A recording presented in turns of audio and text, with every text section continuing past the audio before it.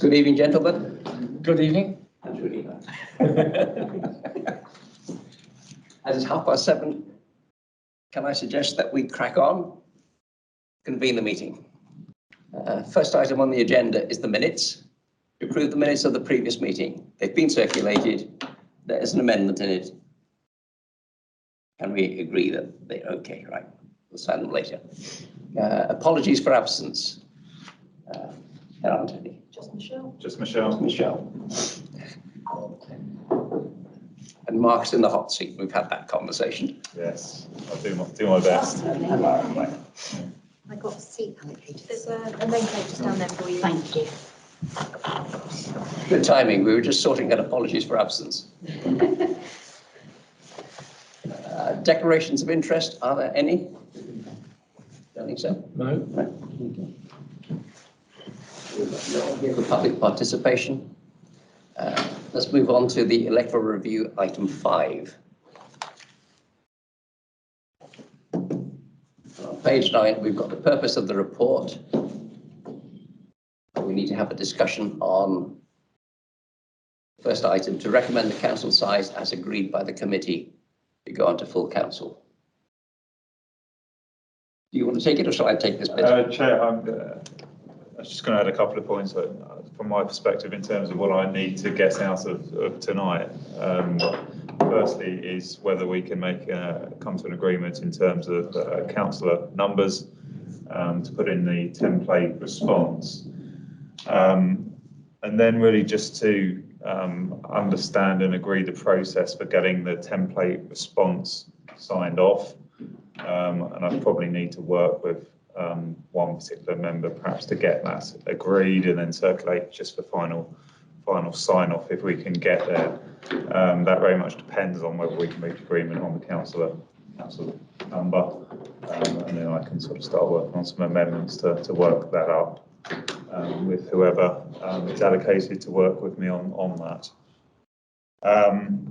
There are a few specific comments in the template that I flagged that I will need councillor feedback on, and there might be an opportunity just to look at that tonight, just so I can make some notes perhaps whilst we're all together, which would be really helpful.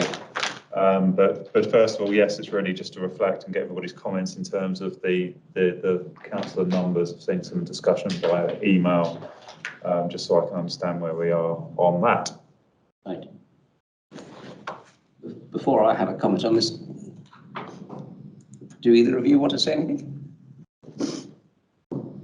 Yeah, I circulated to you the formal response from the Labour group on Wednesday the 10th. I took account of the information that was sent to us by Michelle regarding the councils that had gone through the Boundary Commission recently, and gave a rationale as to why the Labour group feel that 53 members would be the minimum adequate to be able to serve the electorate moving forward from 2027. I don't know if you want me to go into detail, but effectively there's 2 reasons why we think that that's good for the electorate, even though we know that there'd be the additional cost of paying the basic fees of 2 extra councillors. Okay. Should we explore that in a minute, certainly. Andy, do you want to say anything on this? Well, you know, my starting point is I don't necessarily agree that we do need additional councillors. The whole process of this is to average out or to get a more equitable split between the different wards where the proportions have grown out. The approach seems to have been so far, which I think is looking at the wrong end of the telescope, is to say, well, there's 2 particular areas that have got significant problems in Apsley and Corner Hall and Town, so we'll put 2 extra councillors in there, split it up, and then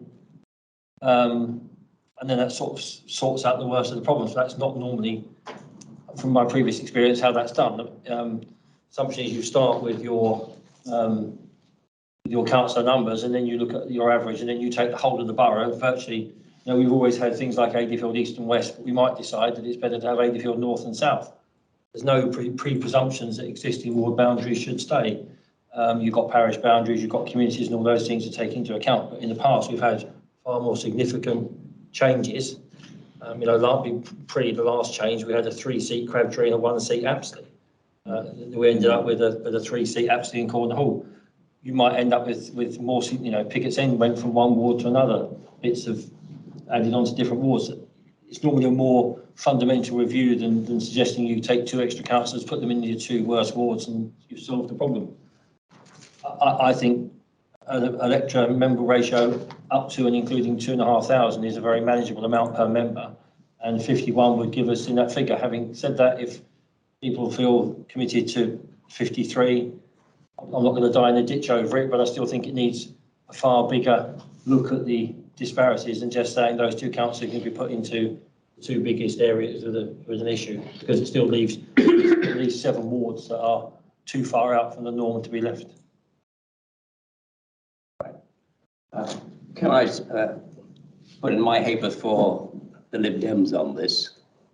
When we looked at what the growth was going to be in particular, we looked at the workload on the 51 councillors, and we thought that in order to try and keep managing the workload respectively amongst ourselves, the model tells us that even if we went to your 2,500 or something like that, the spreadsheet that I did showed that there was still going to be a huge disparity in the existing wards.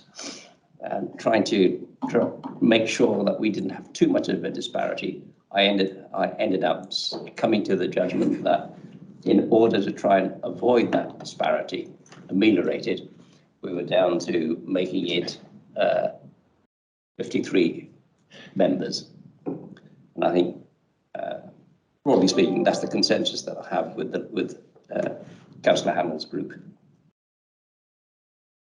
And given what you've just said about starting from the ground up, I think that's where the phase 2 will take us. Then, Chairman, that's why the numbers don't become, trying to iron out a disparity by using the number of councillors is unnecessary, because you iron the disparity out by jigging your wards around. Well, the key... What you're really deciding in the numbers, is your ratio to member, your electorate to member ratio. The rest of it is not sorted out by moving the number of councillors to even out the percentages. Broadly speaking, well, that's where the boundaries, in fact, come into it. But having decided where we are in time to maintain a reasonable workload on the councillors, I think an additional 2 members will even that up and make it possible for us to represent the local electorate as effectively as we currently do. So I think there's a consensus for 2 of us anyway that it ought to be 53, with the possibility along the way of changing Apsley and Corner Hall and Hemel Tower with additional councillor. Hang on. Councillor Pringle first and then... Yeah, I was just going to agree broadly in that it isn't an absolute science, because the amount of case workload on a councillor will depend a lot on the demographic in their area and the challenges that each area faces. Some people will have more casework per capita than others, and also whether you've got parish councils which are taking up a lot of the slack on maybe the more minor elements of work that might come to a borough councillor who doesn't have a parish council. But the direction of travel is that population is increasing, and so it's unlikely that anyone's ward will significantly decrease. They'll probably all increase at a certain rate, some more than others, and therefore it would seem a good idea to increase the number of councillors now, and then boundaries can be finessed at a later stage depending on where the development happens and the rate of development.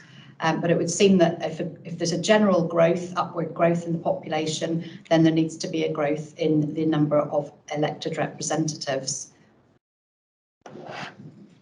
Chair, the point made by Councillor Williams is a fair one in terms of the fact that if you did start off by saying that the 2 areas of substantial growth, namely Apsley Corner Hall and Hemel Town, would just elect 2 new members, but actually it's not that brought me to the conclusion that 53 councillors would be the way forward. What brought me to that was the fact that if we kept the ratio at 51 councillors, then what would happen is significant boundary changes would be needed to necessitate us to fall within 10% of the variant set out by the Boundary Commission, that you shouldn't fall either 10% minus or plus of the accepted ratio. What I wanted to do, and it was very, very early in that discussion, shortly before Christmas, that Councillor Williams actually helped me to ground myself in terms of making certain that we had a ratio that would lead to minimal boundary changes. I was very cognizant of the fact that minimal boundary changes were important, because Hemel Hempstead in particular has got some very defined communities which very rarely spill over into other areas, and also the fact that Tring is very much Tring Central, Tring East, Tring West, and I was very aware of that. So I didn't just come at it from a point that 53 councillors would mean Apsley Corner Hall would elect one more and Hemel would elect one more. I came at it from, first of all, accepting that not only would our ratio need to go up, even under my proposal would need, the Labour Party proposal would need to go up, but it would need to go up in any event. The thing that I think has struck me in looking at the 2005 review and also comparing it to today is that the expectation level of a lot of our electorate has also gone up, and that was reported in 2005. It's interesting what Councillor Pringle said in terms of the fact that most wards have gone up against the ratio. Actually, a number of wards have gone down against the ratio. And what we can do to minimise the amount of boundary changes we do in phase 2 is we can even out things much better with a ratio as suggested to give us 53 councillors. For instance, Grove Hill is down 7 on the variant. Highfield is down just over 10% on the variant. Watling is down on the variant by 4%. Ashridge is down on the variant by 6%. But I've taken into account that parish councils do serve a particular district.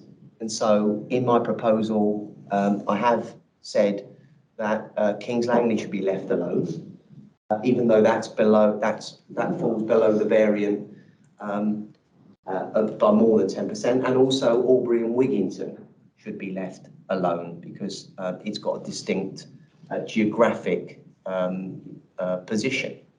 So from my point of view, I don't think that I came at it, Chair, from a let's just put one councillor in Hemel Town and one councillor in Apsley Corner Hall. I came at it from a much more sophisticated position than that. And I think that the 10-point proposal that it's 12 points that I circulated to you on the 10th of January kind of explains that. There was one more thing I was going to say about, what I was going to say was that I took on board the proposal of Councillor Tyndall that we shouldn't move to 4 councillors per ward, that would be far too many. But I do remember, having grown up in Deaconsfield Road, that Corner Hall was always traditionally 1 ward. Apsley was always traditionally 1 ward. I think that split in 2007.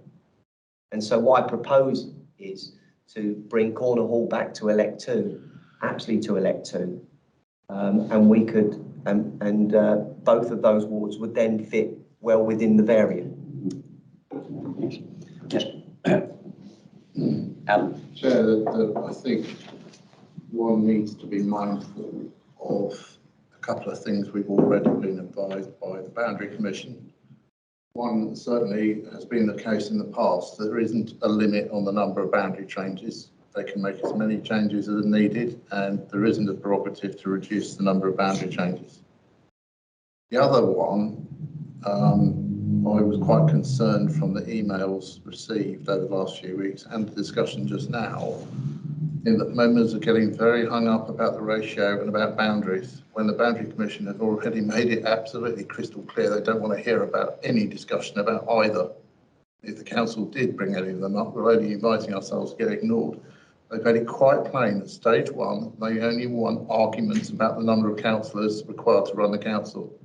And they're not interested in boundaries or ratios. And for that reason, I am slightly concerned about the continued discussion about it, notwithstanding what I said at a previous meeting where I said, frankly, you can't do one without the other. If it was down to me, I would do the boundaries first, but unfortunately, we're dealing with the cards we're dealt. And I think it's important that whatever argument the council puts forward is based purely on the number of councillors needed to run the council, as per Mark's draft paper, which I think we're meant to be discussing bits of. Chair.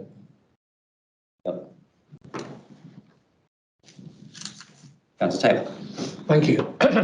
I'd like to say I've listened to everyone. My points of view are rather closer to Councillor Hannell, that although looking at it from a different point of view, you have places like Tring and Berkhamsted, which are town councils and towns in their own right.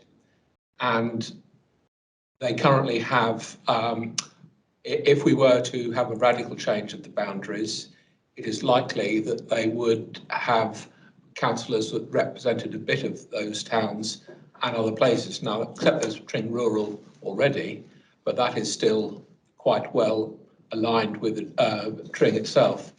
And likewise for the other non-Hemel parts of the borough, radical changes to the boundaries could be, I think, counterproductive to the community they serve.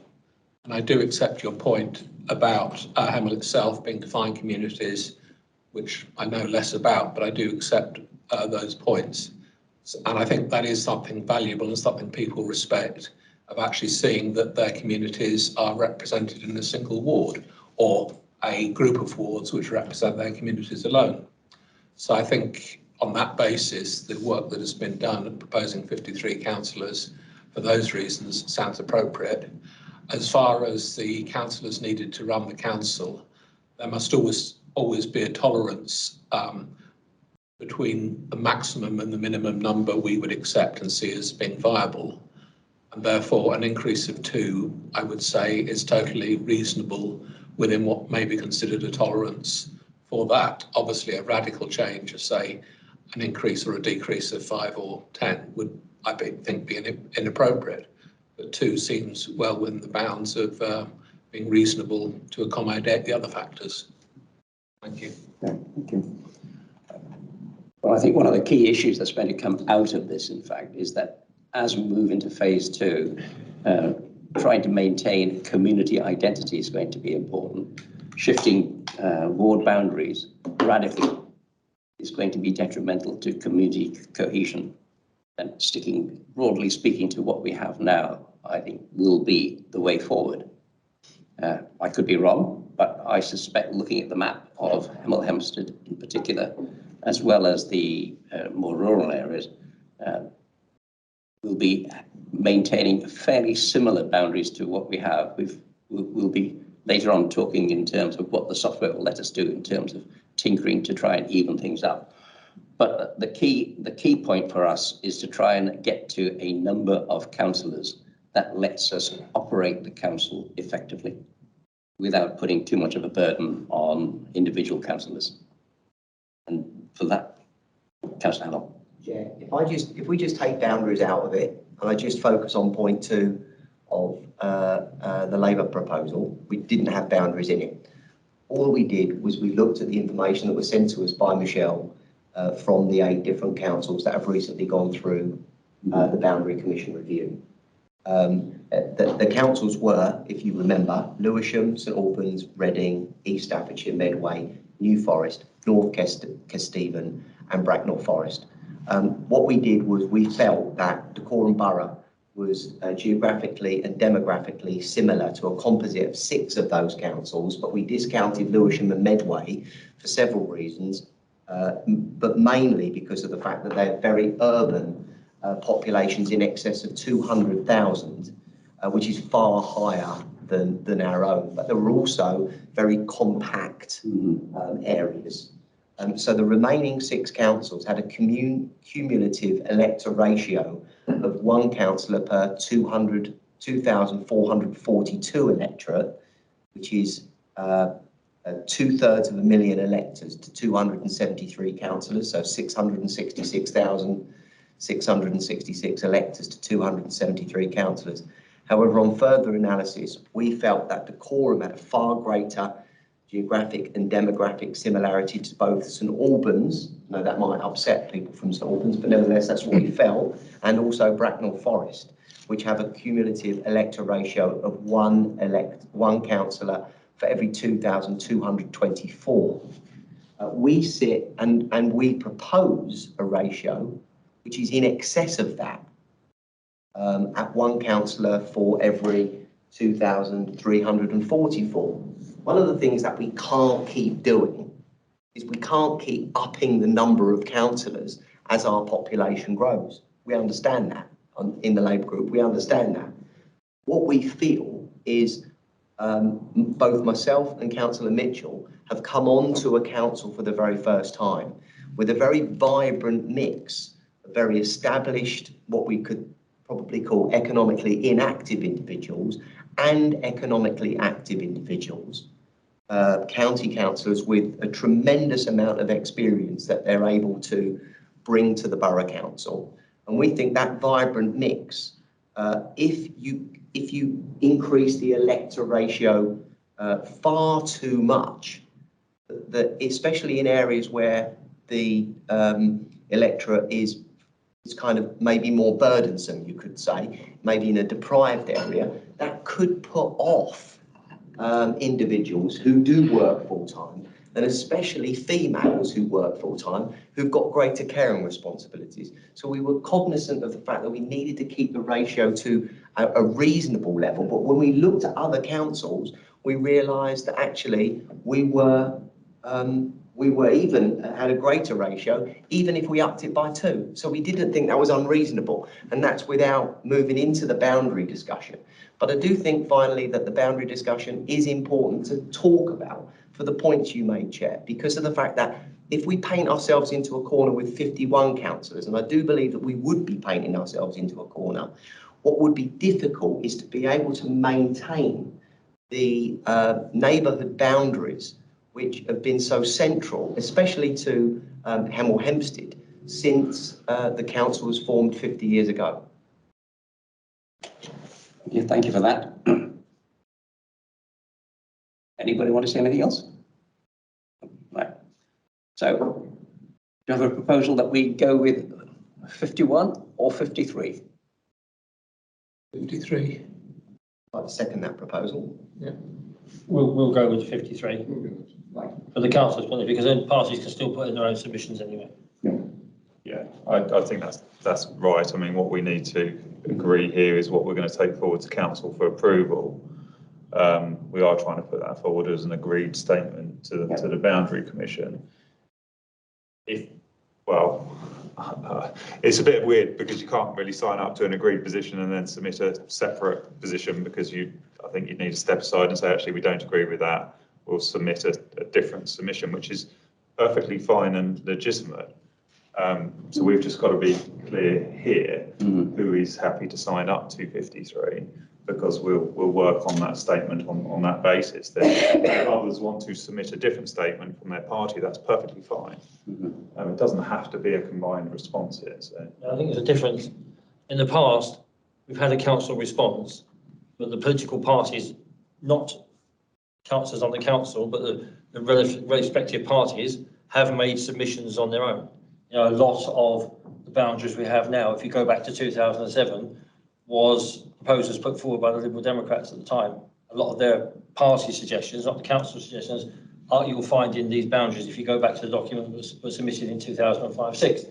So it may be that Hemel Hempstead Conservative Association will want to submit a different view to that of the council, and that. So we're signing up to 53 because yeah, I mean, we're agreeing that will go forward and we won't dispute it. I still don't believe we need 53. You know, we were 58, we became 52, we became 51. It's worked very well. Yeah. We're We have, I still think we're getting too mixed up in terms of this electoral ratio. Bracknell Forest has been mentioned, but Bracknell Forest is a unitary council. It's no parishes. It's a completely different workload for its members than Decorum. So you're comparing apples and pears. But for the sake of, we're not going to argue it here in the council, and full council we won't vote against 53. Okay. And if you wish to submit a separate submission on top of that, you can do, as you say, you can do that separately and just explain the basis. Well, I say that's the party to decide whether it wants to submit a separate. That's not a decision I should make. Yeah.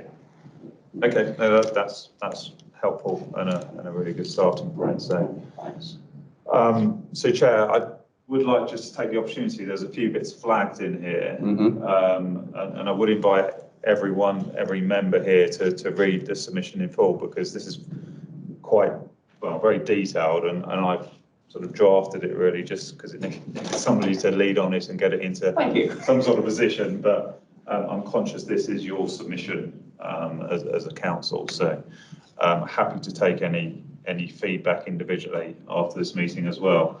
But if I may, there's just a few points I'll go through this where I'd like some input.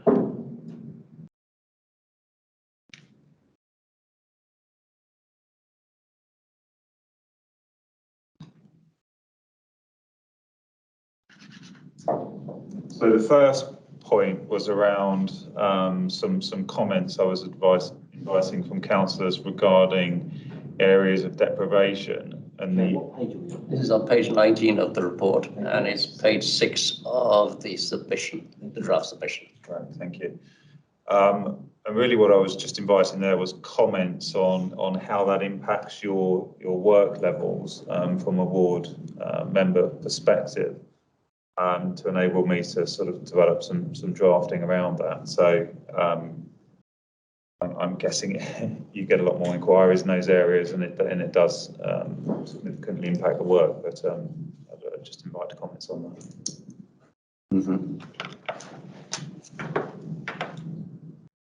Chair, I was really surprised that Benison wasn't one of the 5 wards with the highest deprivation.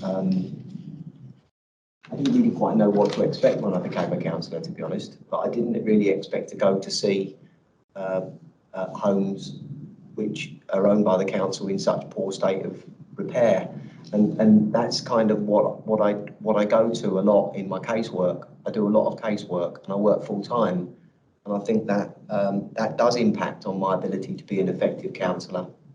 I have a feeling that if somebody stood against me who was economically inactive, they probably would get more votes on the back of the fact that they would be able to do a lot more casework than me effectively. And I feel that that does impact on the ability to be able to bring your wisdom into another term. Right, quite understand. Actually, there is a flip side to that, and I tend to find in the more affluent areas, the expectation of residents about what you might be able to do is higher.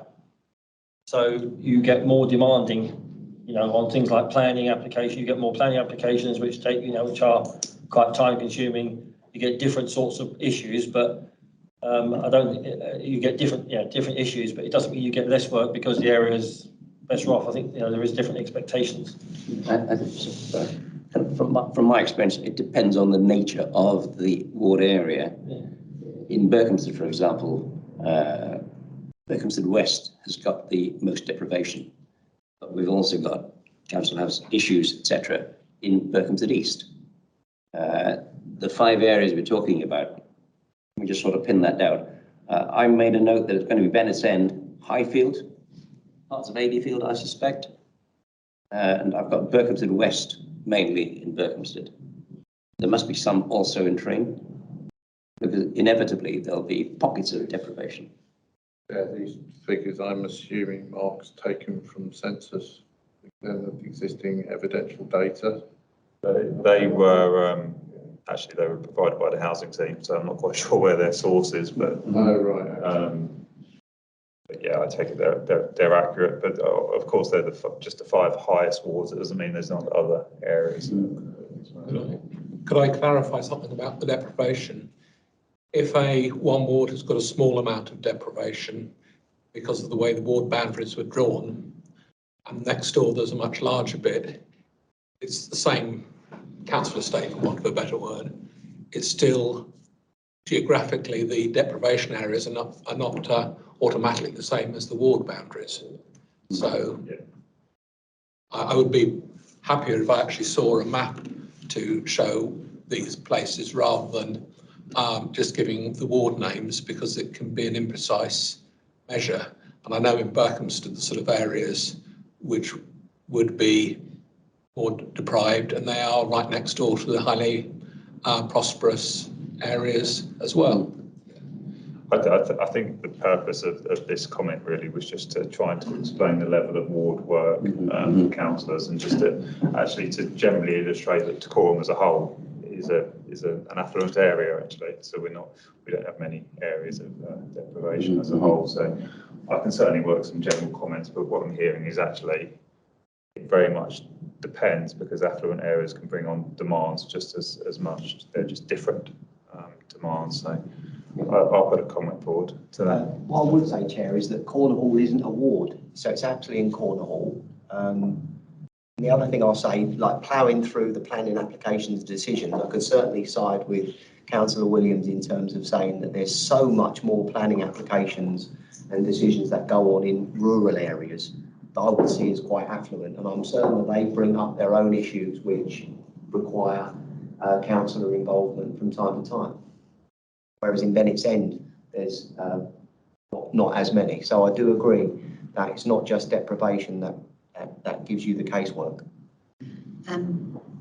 So just to chip in there, and in my experience, although that might be the case, I think that the more complex casework goes with deprivation, the more you need to support a resident in making a case. In certain areas, you can just give people a list of things they need to do.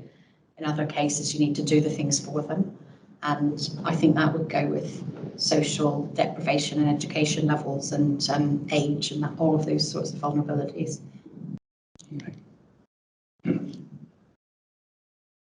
These ward figures, sorry, they are broken down, aren't they, somewhere else into these super output areas of just a few streets and stuff, so you can see it, you know, pockets of a ward, you know, that might otherwise seem quite affluent is, you know, it's got small pockets of it even in the best areas. So yeah, you can see it. The whole ward can be quite a variance within a ward. Okay, thank you. The next comment, obviously Ron's not here, but I'm sure Andrew can help with this one. On page 22 was just an estimation of the time the leader of the council spends on his council duties.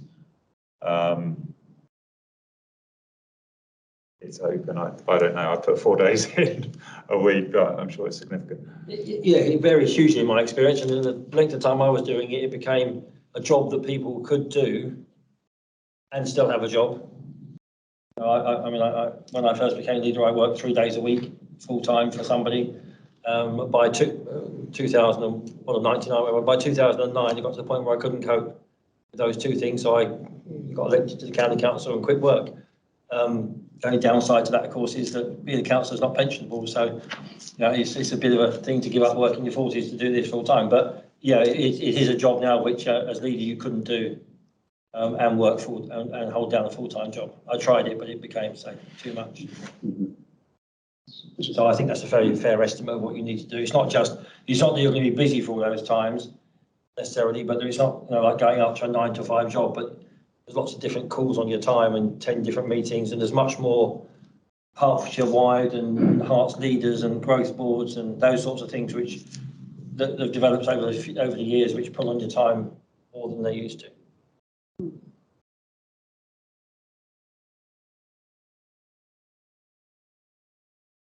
So the broad figure is 2 to 3 days. Does that more or less cover it? Yes. Yeah. So the leader, I'd put 4 days, and then members of the cabinet spend 2 to 3 days a week on their duties, which includes executive and their ward functions. Okay. And Excuse me. Have you actually asked the cabinet members and former cabinet members whether this is a reasonable estimate of the workload that they have? No, not yet. I mean, and we can obviously give a view perhaps on that. I was sort of hoping one would be here, as could Alan, of course. Yeah. Well, I would just like to say it is worth asking, because I believe the different portfolios have quite a different range of work attached to them, and we could perhaps look at evening that out, or whether, because some of them seem to be the catch-all portfolio, where if we don't know where it goes in Spey, for example, and that doesn't seem fair. And I would say that from my understanding, some people put in, if you take into account working at weekends, working late at night, preparing for meetings, they probably put in as much as a 4-day week. It just depends. And I think that one thing that is really important is, I think being a councillor is something for everyone. It's not just something to go into once your economic activity is finished, otherwise it skews the point of view. We need people of all ages, people who are still building their career, and people who've built a career and where being a councillor actually costs them money, because every hour they spend being a councillor, they're losing an hour where they could be charging a very competitive professional rate. And so whilst we wouldn't want anyone to ever come into it for the money, it needs to be open to everyone. And I think that recognising the work that people actually put in is really, really important. Because a lot of people just can't afford to work part-time to be a councillor for the rest of the time. That's what I do. I mean, I work part-time because I'm a councillor, and I have a much easier life if I just did an extra day a week at work. So, we need to make sure that everyone sees it as something they could do. Can I just interject here? With the change in the way the portfolios have been distributed now, need your experience on this. Has the workload changed dramatically among them? I don't know. I mean, obviously, the distribution of work within the portfolios is something that the leader sets those things. It does. Without knowing what the current portfolio holders are doing, it does seem that at least one of them has got it's almost brought together what I had as 2 portfolios, and seems like a very heavy word. So I think probably amongst the 6 members of the cabinet, the work is not evenly distributed. But that's a decision about what services you want to go together. I mean, we've had previously, when Margaret was in the cabinet for many years, she worked full time, and with some accommodation from officers. So she'd come in for a briefing at 7:30 or 8 o'clock in the morning, and then go to work at 9, 10, or maybe have a briefing after work. So she made, cabinet work with a 5-day a week job. That's quite hard. I think most cabinet members are not. I think for, if you doing an average cabinet role, 2 to 3 days would be more than sufficient. And people have different styles. Some people are very hands off. Some people blur the line between giving political steer and trying to manage the service, which is not what members are here to do. So people have different ways of doing things. I mean, we've all experienced that over the years. People having different styles of doing things. So. And also, my experience over many years is, from what Councillor Pringle was saying, is that a lot of people, I mean, I was elected at 23, there's quite a few of us in my 20s, none of the others made more than 1 term. But partly because, if you're elected as a single person, as I was, no partner, no children, life gets in the, people have partners, the children come along, and that when there was even times when my children were young, when, I could tell my wife would rather I wasn't going out in the evening, and it puts a bit of a pressure on. We worked our way through it, but it wasn't without its challenges. And for most people starting younger, those things get in the way. Right. So there is a constraint there, because fitting everything in life and having a family and everything else makes it quite difficult. Maintaining work-life balance, I think that might be called. Right. Important that we don't overlook them. Can I just chip in on that last point, although it might be going off east a little bit, but just in terms of that, I do think that we should celebrate the fact that we've got so many more women elected. The administration is 50% women, and a lot of them have preschool children, school-aged children. I do think we could make the environment a lot more friendly for women with family responsibilities, because it is actually important that people who see children every day speak up for them, because we're talking about play parks, we're talking about road safety. It's the people who are actually doing the school run that need to be coming in and talking about things. So their expertise is important to the community. And I think that we should be going out of our way to look at how we create situations where people could bring young children along to evening meetings and so on, because we could have some sort of childcare facility if we sort of, contracted out to bring babysitters in, had a certain area where people could bring along. Councillor Pringle, I think you're going a bit off-piste here. I am, but I'm not going to waste any opportunity to make that point, because I don't think it's been made enough, and I'll do so the next chance I get to bring it up, because the people with the babies aren't here tonight. So. We will have. Yeah, but you haven't all been women trying to be a councillor with a young child. I believe I'm the only one here to speak on that. I think that's really helpful, and I will just circulate it to cabinet members as well to get their comment. Chair, what I can do is chip in and say that my wife remains unmovably furious that I was elected as a councillor. She says that if I stand again, she will actively campaign against me. Are you sure it's not the That's other way around? probably one of the reasons why I'm going to be fiercely campaigning for myself to get a second term election. I do think that it puts a huge amount of pressure on a relationship, because it's additional time. And I think that this is my only experience of a council, and I do find, for instance, on the health committee, my experience as a paramedic and also Kathy Mack's experience as a nurse is vital to be able to bring that type of hands-on experience to a committee like that. And I just think if the ratios go too high, there's a possibility that we might lose professionals from actually deciding, do you know what, standing as a councillor for a 6-week campaign knocking on doors isn't for me. Yeah, I think we can make more of that point, to be fair. I'll reflect on what the comments I've received, yeah. Could I just ask Mark a question? To what extent are we able to comment on the viability of the role of councillor, just more than just the numbers? I.e., for instance, how much we are paid as councillors? I thought that was beyond the scope. Yeah, the members' allowance is not relevant for this purpose. Other than, I suppose, it's a passing note in terms of if you increase the numbers, it will increase the general cost to the authority. But I don't think that's particularly pertinent, and there's a separate process for agreeing members' allowances, which will be. The point I was coming to was that I work full time, but I'm allowed to take unpaid leave. But there's a limit to how much I can afford to take on the allowance that I'm receiving of all councils. But that is a separate issue for people in my situation that makes being a councillor more attractive if I can afford to take more unpaid leave from work. And it's just a reflection, but it's not actually, if it's outside the scope, I'm quite happy to leave it. But certainly the whole work-life balance and Yeah. is a comment to put in to ensure that we can continue to attract councillors to the roles. Yeah. Right.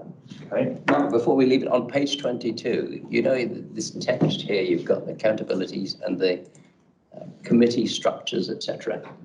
On page 20, it's page 9 of the report. Yep. I'm just wondering, in fact, whether it wouldn't be easier to also show the makeup of the committees as a table. I'll talk to you about this outside the meeting, if you like. Yeah. Okay. Yeah. It's how you display that, so it's strikes you. Yeah, I know. I appreciate this. There's quite a few committees. Yeah, no, that's fine. And can I just say, can I move on to something else on page 25, I think it is. Where the text at the bottom says that responses should demonstrate that alternative council sizes have been explored, right? I think the narrative you've got here, I think, is a bit light on that, and picking up on what Councillor Hamill has said is probably what we need also to see in the text. Okay. Okay. It's quite a tricky point when the shift is potentially from 51 to 53. Because unless you model quite extremes away from it, the difference in impact is so minimal to really to go into. And I did look at one or two others in terms of the approach that they put in, and actually theirs was fairly light. It just said we looked at it, but we think the impact would be worse or greater on member time, etc. So, but I'll take the point and look at that again. Yes, well, when I started looking at this, in fact, I did that preliminary assessment outside the discussions and came to the conclusion that we've got such extremes that are being offered to view that we could discount that and restrict our views to the ones that are more representative of ourselves in terms of scale. Just a quick flag, Chair, if there's anything else. I think the other bits are mainly for me. And can I move on to page 27, I think it is, of the report? Governance and scrutiny, include findings once received. How's that coming along? Yeah, so we've, some of you may be aware, we've been undertaking a scrutiny review with the Centre for Public Scrutiny, and I have got their preliminary report now, so I can speed some general comments into that. We've only just got it, so I won't share the full report yet because that'll be separate briefings, but there's some ideas coming forward there, but I don't think they'll significantly impact anything that we've suggested in here, because it's not suggesting a radical change from current structures, just some ideas to think about. Right. Okay.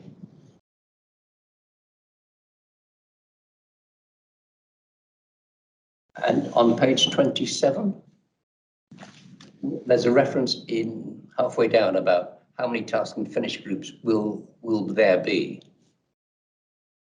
Page 27. Page 14 of the report, of the narrative. Halfway down. Underneath the green stuff. Yeah, okay. So this is the prompts which the template put in just to make you think about things. I don't think there's an answer of how many there will be. It just depends. Through the term we call task and finish groups for various reasons. I mean, I think we've only got two live ones at the moment, which I think I've commented somewhere. So I can pick up that point and make sure it's covered. I was wondering, in fact, whether we shouldn't explain that in the run-up to the plan in 2020, there was a long-running task and finish group appointed to that, which held regular meetings, etc., to bring that to a conclusion. And we plan to set up another one for this next phase, RIC 19. Yeah. Yes. Okay. I thought I'd put in the local plan, because I think there's two live ones at the moment, or certainly about to be live, the local plan and the asset management contract, which is being looked at by task and finish. So I will check that references are made to those. I thought that.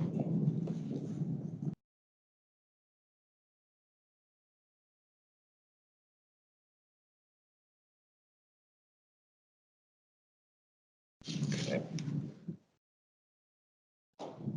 Was there anything else specific, Chair? I don't think there's anything else I needed, particularly from members, but as I say, I would invite everybody to please read it and let me know if you've got any comments. I will delete all the prompts for the final submission once I tidied it up. I just left them in this, members could see the guidance that we're trying Sure. to respond to. I think while we're concluding on the draft, it's probably worthwhile keeping the props in. Yeah. I'll take them out like literally last minute. Yeah.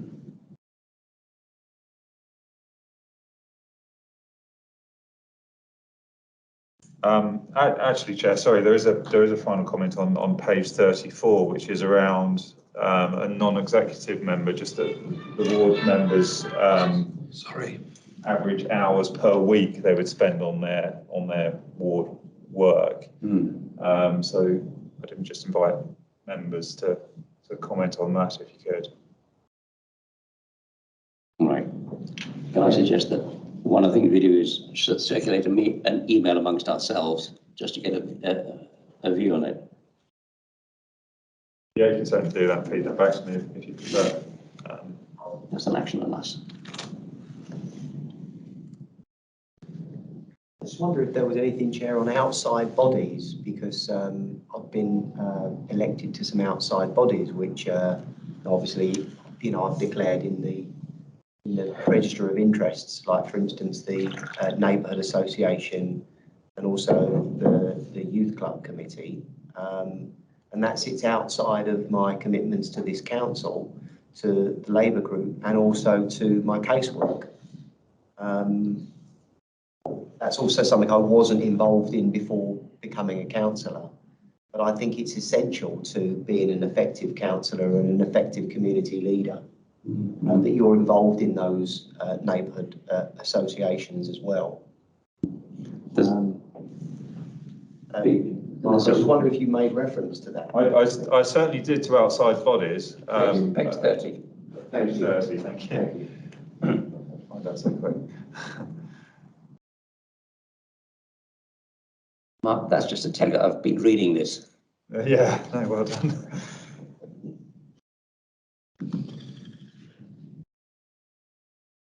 Yes, so I say a number of councillors are appointed as council representative on outside bodies, include local charities, community groups, etc. So there was a general comment, but when you're looking at how long you spend on your role, certainly include that type of work, because that's obviously very closely linked. So, Chair, final point really is just timescales to get this finished. It's obviously going to go to council at the end of Feb, but I'm really keen to get this finalised, ideally by the end of January if I can. So, is it best, Chair, that I work with you to finesse the wording? Because I'll be making some changes after this meeting and then circulate it to the wider committee for sign off electronically. That's fine. Yeah. Agreed? Yes, agreed. Yeah. Okay, great. We'll be in touch very quickly. And finally, I don't know, do your groups need to see this once you've agreed, or can I just leave you to run it through your group as you need to get any sign offs? Yeah, happy to do that. I think if you send it to all 51 and ask for comments, you might end up. No, that's what I'm just off. I don't know what's going on with that thing. Thank you. Another camel, eh? Yeah, I've got a group meeting next week, so I'll just mention where we got to, and then if they've got anything they want to feed into the process, I'll feed back to you. So I think that takes us back to the recommendations, right? We've agreed the recommendations with council size as agreed by the committee onto full council. That's 53. And the committee considered the draft template response, which we've done, and allocate a lead councillor to work with the monitoring officer to finalise the template. Agreed. Okay. Yeah. Right. Thank you. Onto the presentation then, Chair, if you're Right. Hello, Tom. Hi there, can you hear me? Item 6, the Civica Mapping demonstration. Hi, Tom. Hi there. We can Am I hear coming you, through? okay? Great. Okay. if I share my screen, hopefully you'll be able to see what I can see. You're right. Yeah, you've got this position. Do it without my glasses. So you should hopefully see a screen with Civica and a bunch of reviews set up there. Is that correct? Yes. Okay, right. Okay. So I'll keep this fairly brief because I know it's fairly late and looking at software isn't the most exciting thing, although I do quite get excited about boundary reviews, but I'll keep it fairly brief and just show you the front end with most of the functionality that we cover. So this is a mapping tool. It's with Civica Express. It integrates with the current election management system that Decorum use. This system can be set up in two ways with two different licenses. One is an administrator license. So normally the core election team hold administrator licenses and they set up the projects. And then if other stakeholders are using the software, so it can be available, made available to members, and they have consultee licenses, so they see the front end, and that's what I'll show you today. So once you log in, the election team will have already set up the ward review, which you can then go in and have access to. So this is what it will look like, and it will just be one at the top here. So if I go into that, it takes you to a dashboard. Each licensee, so each consultee has their own access to their own dashboard on their own account. Only that licensee and consultee can see what they're doing and what they're working on here in this left-hand column. So this left-hand column is where the scenarios are built before they're shared. It's important to know that once they are shared, that they're only shared with the administrators, not other consultees. So you keep your scenarios in here. You can create as many as you like, and then you can share the ones you want to be submitted to be looked at and considered. Once they're submitted, they go into this column, and the administrators have an email to let them know that it's been submitted. You can also see that it's gone into the submitted column. Once the administrators are looking at it, it can be moved to the in progress column. What you can also do is you can make comments underneath each scenario. So as you submit it, you could say, this is my proposal for moving from or moving to 53 councillors or for a specific ward, and you can submit that comment. The admin people can see this comment, they can review the scenario, and they can make a comment back to show sort of an audit trail of the consultation to say, thank you for submission. This does not currently meet the Boundary Commission requirements for the number of wards or something. Please review this and then resubmit, or other comments that are appropriate. So you can have some sort of audit trail here for your submissions. If we actually go into here, also on the left-hand column back here, you create your own here scenario. So I'll just call it test 2 for now, and I'll save that. And you can create as many scenarios as you like and do different tests on your own to move boundaries around to see different things before you actually submit one thing, or you can submit multiple different proposals. So I'm going to go into edit scenario here. So this actually takes you to the core mapping software where all the work is done. This is the fun bit.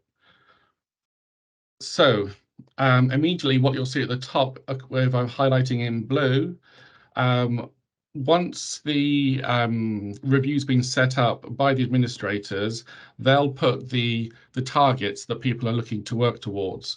So if you're changing from 51 to 53 councillors, for example, this is what will be in here.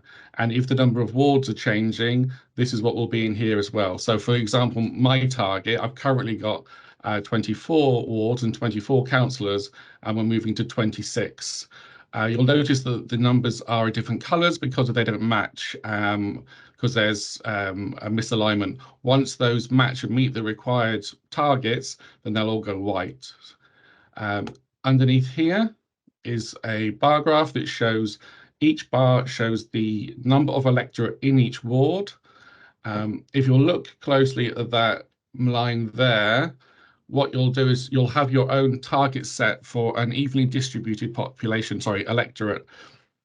So whatever your average electorate is per ward, you'll set that here with that 10% variance either side, assuming that's the variance that you're happy with. You can make it stricter or more relaxed depending on the guidance and what's agreed with the Boundary Commission. So with the electorate here being in each of these bar graphs, if your electorate for that ward is above and needs to come down to the average or where the target electorate here, then it's teal and you can see it needs to come down. If it's too low and it's yellow, it needs to come up. And if it's on or within the 10% variance within that grey area, the bar graph, the bar in that specific ward goes grey. So basically, you're trying to turn all the bars in this bar graph grey. And if you'll notice on the map as well, all the different wards are the same colour as well as they are in the bar graph. So you're trying to turn the bar graph and the map completely grey. As I select it, you'll notice that each of the ward names underneath and the number of electorate that is currently in there is displayed. Just so you know, that bar graph there, that average electorate there is 9,400, just so you know what we're working with in terms of ratios here. On the right here, this is the number, also this is more information on each of the wards, so that the ward that's been selected here shows the name, the number of councillors, the population. If needs be, and you're adding or lowering the number of councillors, you can do so here, and you can amend things accordingly and add custom fields here for more information on those wards. You don't need to do that at the moment, but on the right here, these are the editing tools, and we'll look at that just in a second. I just want to show you the layers side of things first. So on the bottom left here, we've got different layers that we can add and remove to help us with our review. So if I take off all the layers, it will leave a blank screen. If I put on the master boundary, it's quite faint, but you'll see a dotted line, and that shows the existing wards as they are. And that acts as a reference point. So as you start moving boundary lines around, you can see what was previously there. If I put on the outer boundary and the scenario, then this is the overlay of the ward lines, the ward boundaries. If you want to have a reference layer of the polling districts, for example, you can click them and they will appear. 1 second, it does take a second or two to load. And the important thing to remember is you can only change the lines, or you can only move the lines of the review that you're doing. So because we're doing a ward review at the moment, the ward lines are the only lines that we can move around on this mapping screen. Everything else is a reference layer. So here, if I scroll in a bit so it's a bit more clear, you can see here you've got your wards, and then here you've got the different polling districts within these wards. So you can turn them on and off as required. If I just take that off for now, you can imagine it's the same if I put on the parish layers, they'll also overlay the same way the polling districts did. Your administrators, they can load in the polling stations, so you can turn them on to have as a reference layer to see where they are. You can also see where the new developments are if the administrators have put that in the background as well. So when you're moving boundary lines around, you have those reference points and layers to put on and off if required.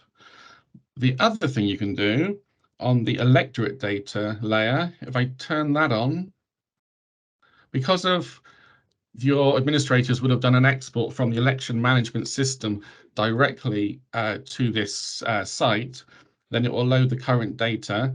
You'll also have the option to use your future projected electorate that your administrators would have worked out as well and calculated and agreed with the Boundary Commission. So you can either do the review on the projected or the current. You'll be doing on the future, I imagine. But if I turn on that layer, which I have, and it shows the number of electorate the number of electorate in each ward at a high level. If I scroll in a little bit more, it shows me the number of electorate within certain areas and neighbourhoods. And if I scroll in more and more, because if we've done an export directly from the election management system, it shows the number of electorate registered in each property and exactly where they are on the map within the properties that you can see. Just as a heads up, I've got 0.2, 0.1 of a person because I'm using open source data.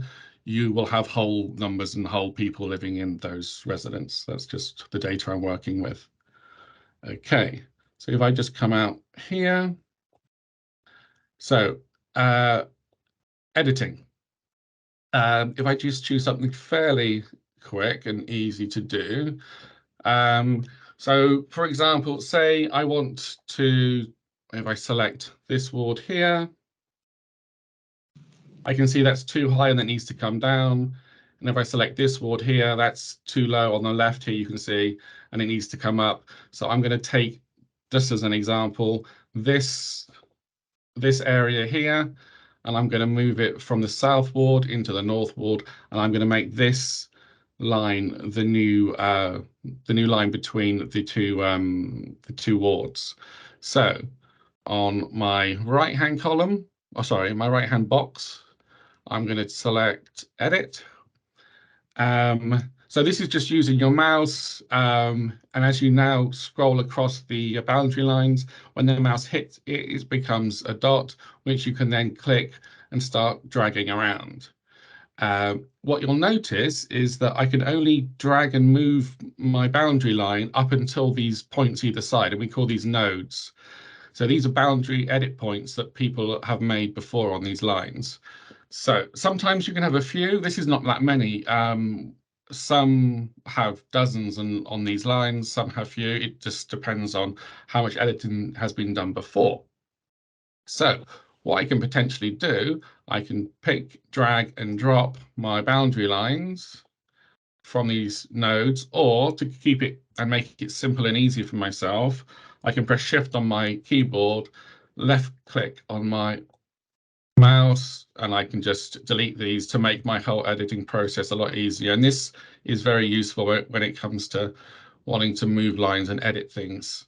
What you'll notice in a second, as I delete this node, this on the bottom, geometry is overlapping. So if I delete that, it means that line will overlap here and it won't let me do it. So I need to do it in the correct order. So I need to get rid of that, I need to get rid of that. Now I can get rid of this. So if I do that again and this one, it won't let me do it because again, geometry is overlapping. So I've got to go and do it from the other side. So it's just little things you learn and little things the system will allow you and won't allow you to do depending on what you're trying to achieve. So here I've got my line and now I can just zoom in if I want. I can drag and I can drop that there.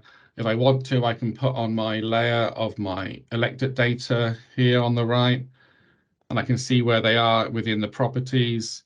And if one side of the road needs to be on in one ward, I can make sure that they are. For example, I want this side of the road to be in that area, which just for this example, I won't, just to keep it nice and neat. I can make it, I can put it where I want. I'll just turn that layer off. What you may have noticed with each change, because the system knows where each of the electors are, it automatically recalculates the electorate with your new version. So if I do that on the right here in this box, you'll see it again if I do another edit.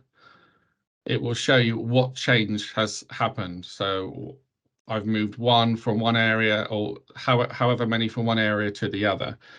It doesn't stay up here very for a long time. So what you'll see here on the left, on the bottom, each edit you do is recorded. So every time you click and you move or you make any change to the boundary, it's done here. I don't have exact numbers, so that's why it's all a bit odd here with the numbers. But if I want to say, for example, go back and think, I don't like what I've done. I like what I've done for the last 5 minutes, but the last couple of minutes I don't like. I can then just go back and I can find the edit point here to take me back. I can completely undo it. If I don't then make another change, I can undo my undo, think, oh, I've gone back too far. Wait a second, let me undo that and go back a bit further and or I change my mind. I want to get my my complete change back. I can just go back to where it was a comfortable one for me. So you can, especially the slightly undo feature on the on Microsoft Word, really, but it's a useful thing if you get yourself into difficulty and want to undo some stuff. So there's dragging and dropping in terms of editing, which is one thing that's normally required. On the right here, as well as edit, I can do a split. So I look for a ward, for example, say this one in the middle. I can see that electorate is 15,000, which is much higher than it should be over my 9,400 average that I want it to be. So I'm going to do a split. And to do a split, I select that option, I zoom in, and I click outside of where I want to go in, and I drag it to where I want to come out. So I'm going to use this railway line as a natural split point for this ward. What I would normally do, I would normally get rid of the nodes around this area and this area when I'm coming in and out. So I don't want to cause additional problems because they all contain data. Just to make my life easier, I would normally do that, but I'm not going to do it this time to see if I can break it and then fix it, just so you can see what that might look like. So there I've done it. It's split it very quickly. If I go to select now and I look at this, so it's on the right here, you'll see the name is split boundary. I go in and I'll give it a new name. I'll add a councillor to it, or as many councillors as appropriate. And you can see here on the bar graph, the electorate's dropped, and in fact, it's just within the tolerance of the 9,400. It's just that touching that 10%, so it's gone grey. What you'll see as well here, if I go to edit, I want to make sure it's a clean split, and it is. I can move it to, if I want to move it, for example, I want to move it over here. I won't try to move it past that node. I would delete that node and make sure it's out of my way. And I go to the other end and I make sure that's a nice clean split, which it is. There's a node in my way. I can't sit it on the node because it won't like it. So I get rid of it and I put my on it where it should be. You'll notice there's a straight line cutting between all these streets and houses. So now I want to go in. I've got edit mode selected. So like I did before, I can just drag, and I'm just doing this at a high level. I would normally go in and zoom right in and make sure it goes exactly where I want it to be, but I've just done it at a high level across the railway line. So now I've got my split, I've moved it where I want to be, and I can then see what the consequence is, so I can select it, see what the electorate is, and appropriately give it the correct updates here. So you can do dragging and dropping, you can do splitting like that. You can also do merging. So if I want to merge some areas, on the right here, I got my merge option. I can then select a couple of areas. So if I were looking, I could just look at this one here. Well, that's 4,900. That's too low. That's 3,330. That's too low. Okay, I'm going to merge those two. I select my merge option, select the areas that I want, give it a new name. I'm going to call it New Farm Hill. I'm going to apply my merge. It should just quickly put those together, and that's what it's done. So you can see now I select it, it's merged those two areas. It just so happens that that falls within the 10% variance that I'm looking for here. So it's gone grey on the map and it's gone grey on the bar graph as well. The layer I told you about before, the master layer, it still exists on these where they show what was previously. I can take that off, but you can put it back on to see what changes you've made and the effects of the boundary changes that you've made. So you can split, so you can drag, drop, split, and you can merge different areas. So all the things that you'd expect to have to do perhaps on a boundary review. Other things, just you can save as you go. So as you would be working on any type of document, you'd save it as you go every 15-20 minutes, just in case the internet drops out or something goes wrong. But you can save as, and then you can delete those scenarios as they as you go. The other just thing you can do, if you want to and you want to find a specific address, you can put in a postcode, and then you can just select the appropriate address. It doesn't put it a dot, but if you scroll in, I selected Sperry Way, which is our old address for our business, and then here it puts it right in the center of the screen if you're looking for a specific property or address that way.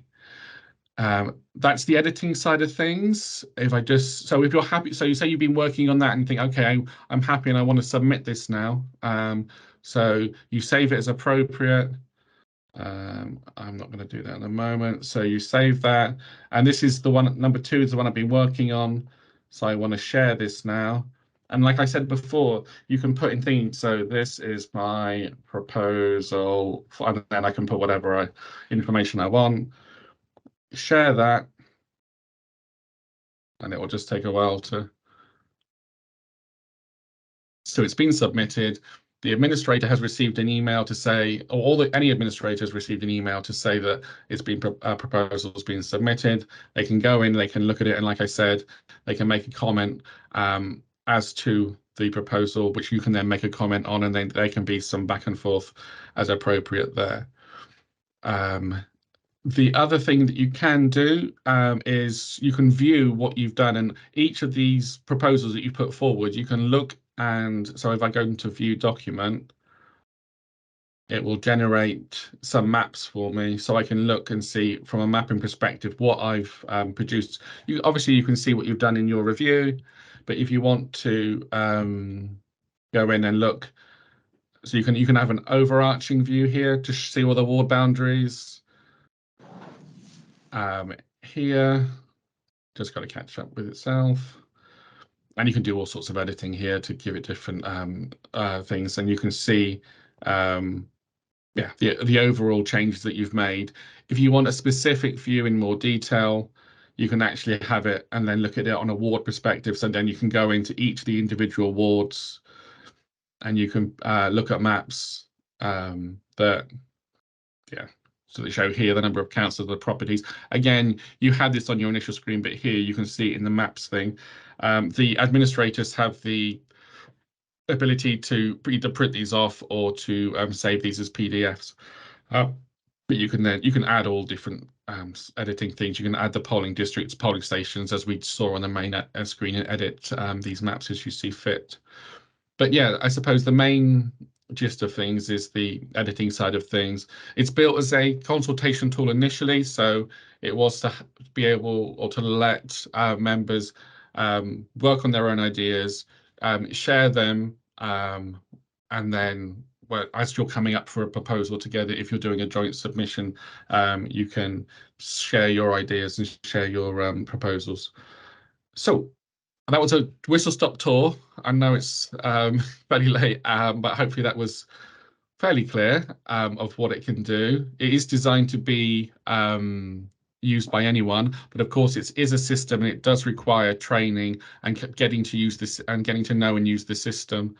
So there is, I would recommend, there is a course we do, and there is training involved if it were to be taken up. But that's the main gist of things, and happy to answer any questions on anything you've seen. Brilliant. Thank you, Tom. Thank you. Thank you. Yep. No problem. It's very powerful, Tom. Thank you. Yes, we like it. I like it. Thank you for your Great. time. Well, thanks, Tom. We'll be in touch and we'll talk about next steps. But I think everybody seems pretty happy with that, and it looks pretty good to me as a tool. Much better than cut and paste. So printed maps being displayed everywhere. So yeah, thanks, Tom. Yes, just No problem. Oh, sorry, one question, Tom. Yeah. What happens if a house is unoccupied? But If that's unoccupied, then the data that's been sent up, it will have no residents next to it. So it will just have a 0 next to it, as in there are no electors registered there. but it will be shown on the map as 0 residents. Yes. Good. Thank you, Tom. Thanks. All right. Thanks for all that, and we'll speak to you soon. All right. Thanks a lot. Thanks, everyone. Bye. Thank you.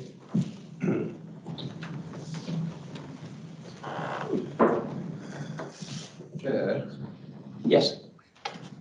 $6 million question. What's it going to cost? How much is the licence? Yeah. I've waited very carefully before I asked. Yeah. So the double check it with Michelle, but I think it's about £5,000 for a licence to get us through this period. So it's not cheap.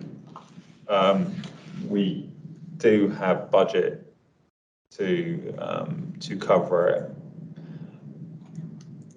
But saying that, if we think there's going to be minimal changes to boundaries, then we probably need to think about that before we sign up to it, because there are other ways of doing it. It depends on how many changes you think are going to be required as to its value, really.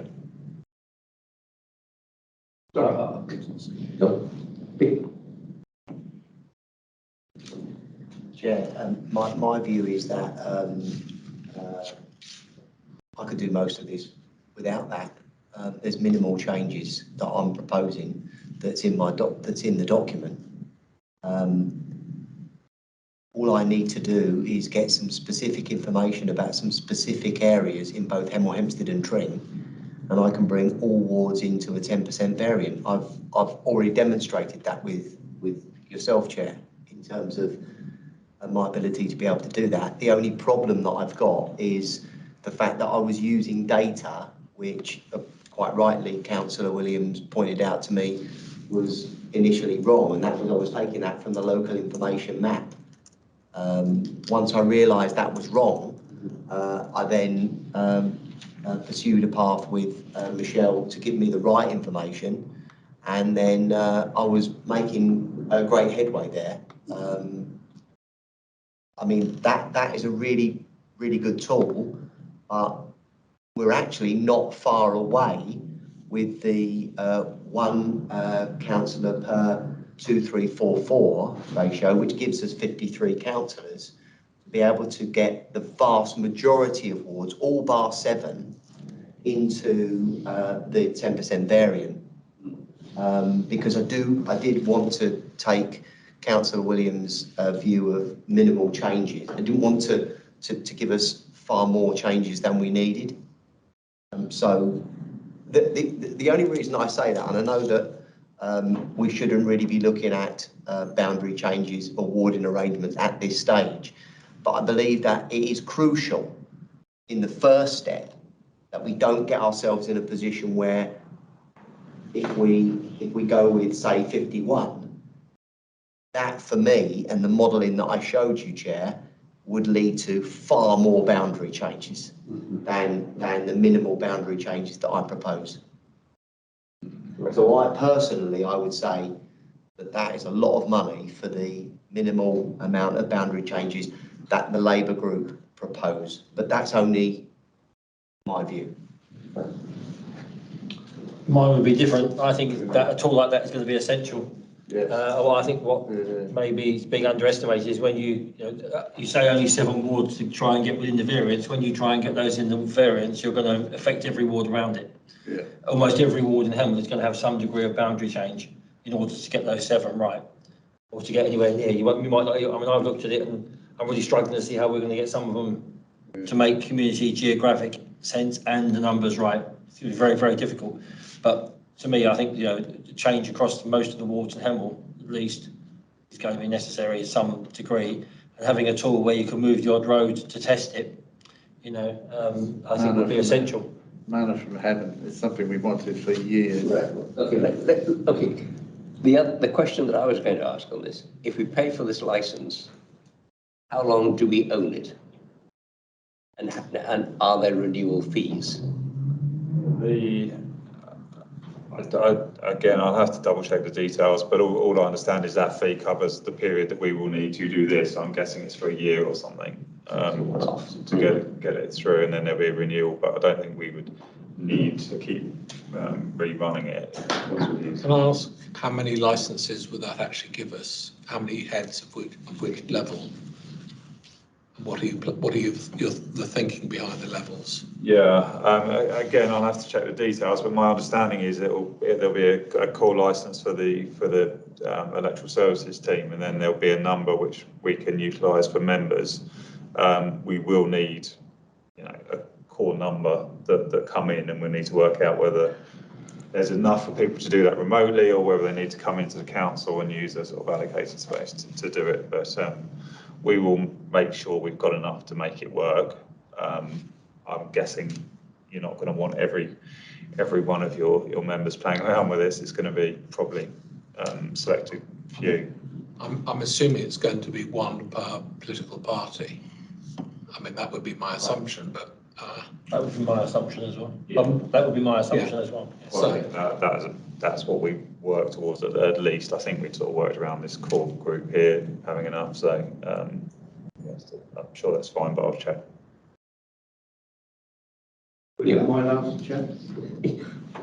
Feel free. Well, to follow up on the points made by colleagues, we haven't even opened the can of worms of areas that may want to fiddle around with boundaries on sort of more emotional community levels that comes in at stage 2. And at that sort of stage, there may be other more delicate finessings that need to be sort of looked into and worked out.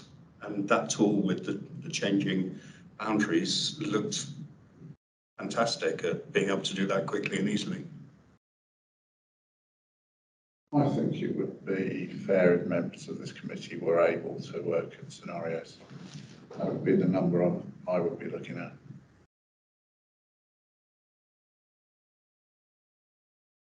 At the very least, what we could do, in fact, is have one license for the borough and somebody delegated to come in and work with Michelle to look at the various options that the party might want to have a look at.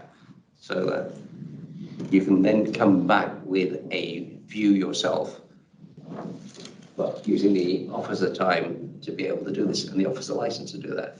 Because don't underestimate how much work is going to be involved in getting to grips with the software. I understand that. I also think, to be fair, there'll be quite a lot of work involved. And actually, once you've know how to do it, I think drawing all those different scenarios is actually quite time consuming. If we can do it offline and not using officer time, otherwise I think we're going to tie up an awful lot of officer time if we have to have someone to take us through it. I think to be able to play with the system, if you like, in your own time would be beneficial. There's a certain amount of experimentation involved, and I think it's best that people are left to experiment. Those happy few are free to experiment with it before anybody else sees it. Yeah, I think you need that space to do it, definitely. I also think it'd be potentially a bit unfair on the officers if different political parties expect them to help them with their different scenarios and thoughts, and then expect them to keep that all separate, in separate compartments, if you like. I think if we could do that offline without the officers seeing it and then submit it when we're ready, I think that's better.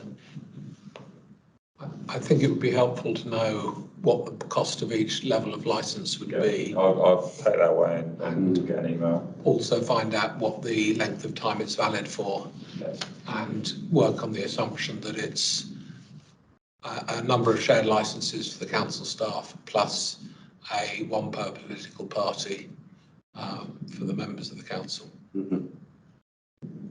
With the independent. Given that this is designed specifically for such purposes, wouldn't it be extraordinary if you had to buy it one by one? Surely there must be some sort of basic package that provides a functioning package of users that can perform the function that we need it to. Well, that's what they described, basically.